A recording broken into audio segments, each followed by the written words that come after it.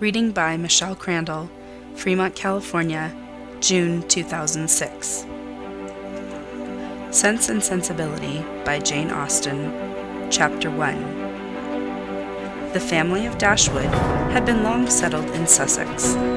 Their estate was large, and their residence was at Norland Park in the centre of their property, where, for many generations, they had lived in so respectable a manner as to engage the general good opinion of their surrounding acquaintance. The late owner of this estate was a single man who lived to a very advanced age, and who for many years of his life had a constant companion and housekeeper in his sister. But her death, which happened 10 years before his own, produced a great alteration in his home, for to supply her loss, he invited and received into his house the family of his nephew, Mr. Henry Dashwood, the legal inheritor of the Norland estate, and the person to whom he intended to bequeath it. In the society of his nephew and niece, and their children, the old gentleman's days were comfortably spent. His attachment to them all increased. The constant attention of Mr. and Mrs. Henry Dashwood to his wishes, which proceeded not merely from interest, but from goodness of heart, gave him every degree of solid comfort which his age could receive, and the cheerfulness of the children added a relish to his existence. By a former marriage, Mr. Henry Dashwood had one son; by his present lady, 3 daughters. The son, a steady, respectable young man, was amply provided for by the fortune of his mother, which had been large, and half of which devolved on him on his coming of age. By his own marriage likewise, which happened soon afterwards, he added to his wealth. To him, therefore, the succession to the Norland estate was not so really important as to his sisters, for their fortune, independent of what might arise to them from their father's inheriting that property, could be but small. Their mother had nothing, and their father only £7,000 in his own disposal, for the remaining moiety of his first wife's fortune was also secured to her child, and he had only a life interest in it. The old gentleman died. His will was read, and like almost every other will, gave as much disappointment as pleasure. He was neither so unjust nor so ungrateful as to leave his estate from his nephew, but he left it to him on such terms as destroyed half the value of the bequest. Mr. Dashwood had wished for it more for the sake of his wife and daughters than for himself or his son. But to his son and his son's son, a child of 4 years old, it was secured in such a way as to leave himself no power of providing for those who were most dear to him, and who most needed a provision, by any charge on the estate, or by any sale of its valuable woods.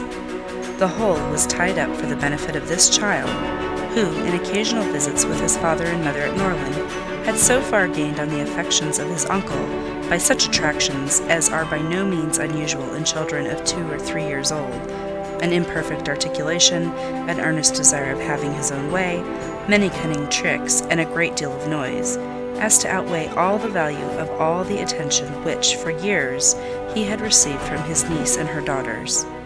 He meant not to be unkind, however, and, as a mark of his affection for the 3 girls, he left them £1,000 apiece. Mr. Dashwood's disappointment was at first severe, but his temper was cheerful and sanguine, and he might reasonably hope to live many years, and by living economically, lay by a considerable sum from the produce of an estate already large, and capable of almost immediate improvement. But the fortune, which had been so tardy in coming, was his only 1 12-month. He survived his uncle no longer, and £10,000, including the late legacies, was all that remained for his widow and daughters. His son was sent for as soon as his danger was known, and to him Mr. Dashwood recommended with all the strength and urgency which illness could command, the interest of his mother-in-law and sisters. Mr. John Dashwood had not the strong feelings of the rest of the family, but he was affected by a recommendation of such a nature at such a time, and he promised to do everything in his power to make them comfortable.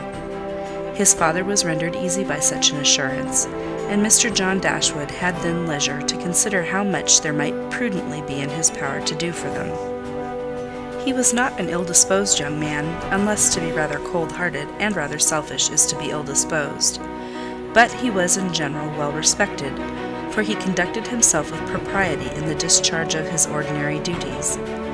Had he married a more amiable woman, he might have been made still more respectable than he was.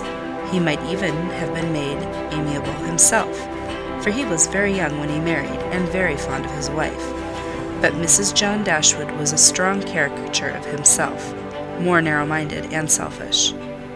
When he gave his promise to his father, he meditated within himself to increase the fortunes of his sisters by the present of £1,000 apiece.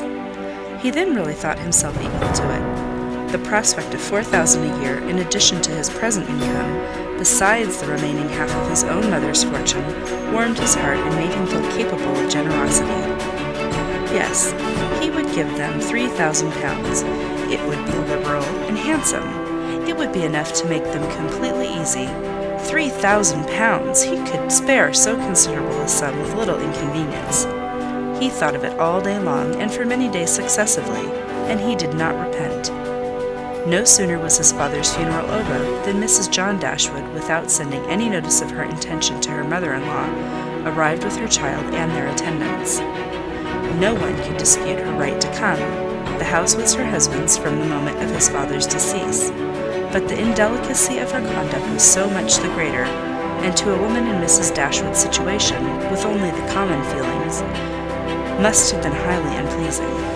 But in her mind there was a sense of honour so keen, a generosity so romantic, that any offence of the kind, by whomsoever given or received, was to her a source of immovable disgust.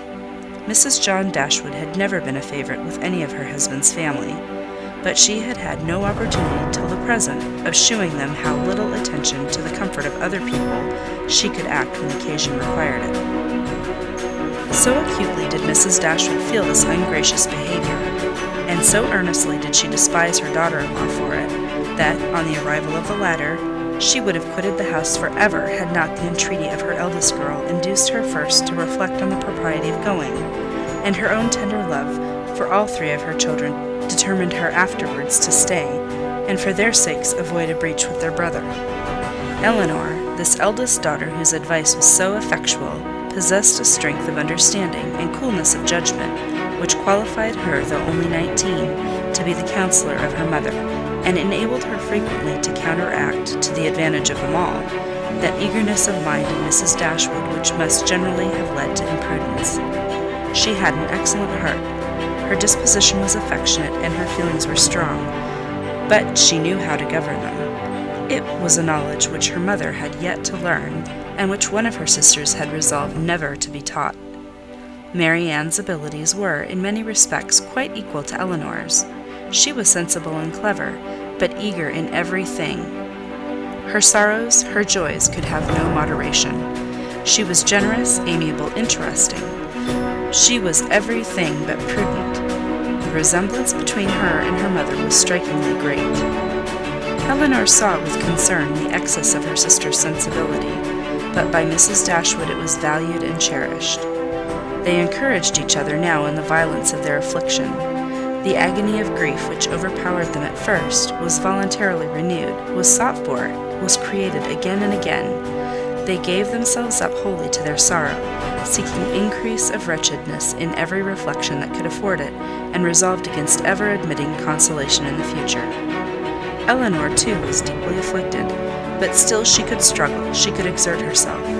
She could consult with her brother, could receive her sister-in-law on her arrival, and treat her with proper attention, and could strive to rouse her mother to similar exertion, and encourage her to similar forbearance. Margaret, the other sister, was a good-humoured, well-disposed girl, but as she had already imbibed a good deal of Marianne's romance, without having much of her sense, she did not at 13 bid fair to equal her sisters at a more advanced period in life. End of Chapter 1.